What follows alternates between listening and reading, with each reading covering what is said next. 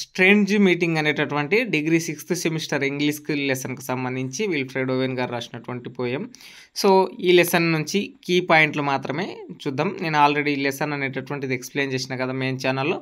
ఈ ఛానల్లో only key పాయింట్లనే explain చేస్తా.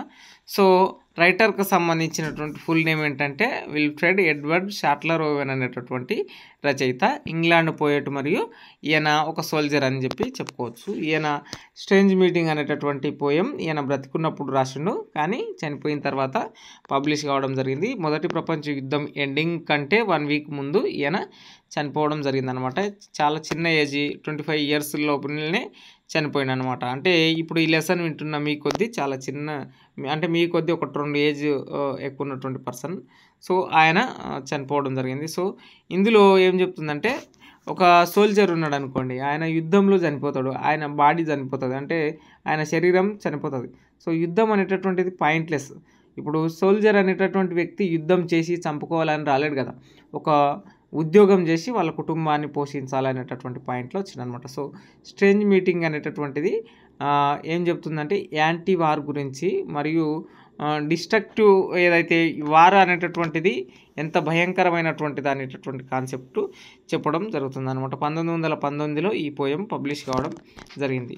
ఒక డల్ టన్నెల్లో ఒక సోల్జర్ మరొక సోల్జర్ని కలుస్తాడు. కలిసి అక్కడ వాళ్ళిద్దరూ హ్యుమానిటీ గురించి, డ్రీమ్స్, హోప్స్ గురించి మాట్లాడతారనమాట. అంటే ఇక్కడ the poem shows that war is pointless and destructive. It not only kills soldier but also destroy there dreams, hopes and potential to build a better world అనేది ఈ లెసన్ యొక్క సారాంశం అనమాట. ఇద్దరు సోల్జర్స్ మాట్లాడుకుంటారు, జీవితంలో ఏమేమి చేయాలో మాట్లాడుకుంటారు.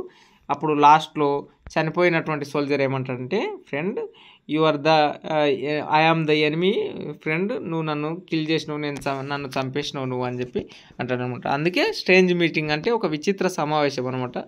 ద హారర్స్ ఆఫ్ వార్ మరియు సోల్జర్కి సంబంధించి డల్ టన్నెల్లో వాళ్ళు కలుసుకుంటారు.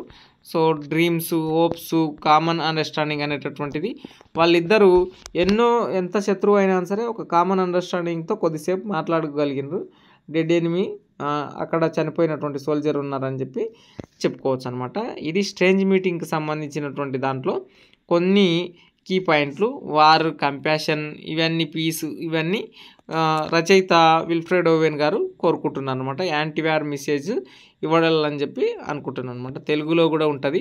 ఇప్పుడు మీకు స్క్రీన్ మీద ఈ విధంగా అందంగా కనిపిస్తున్నది కదా, ఈ పీడిఎఫ్లు కావాలంటే మీకు ఫ్రీగా ఏం ఉండదు. ఇది టీచర్ బడి అనేటటువంటి యాప్ ఉంటుంది, అందులో నుంచి తీసుకోవచ్చు. ఓన్లీ సమ్మరీ కావాలంటే టెలిగ్రామ్ ఛానల్లో ఉంటుంది, అది ఫ్రీగానే ఉంటుంది, తీసుకొని చదవండి.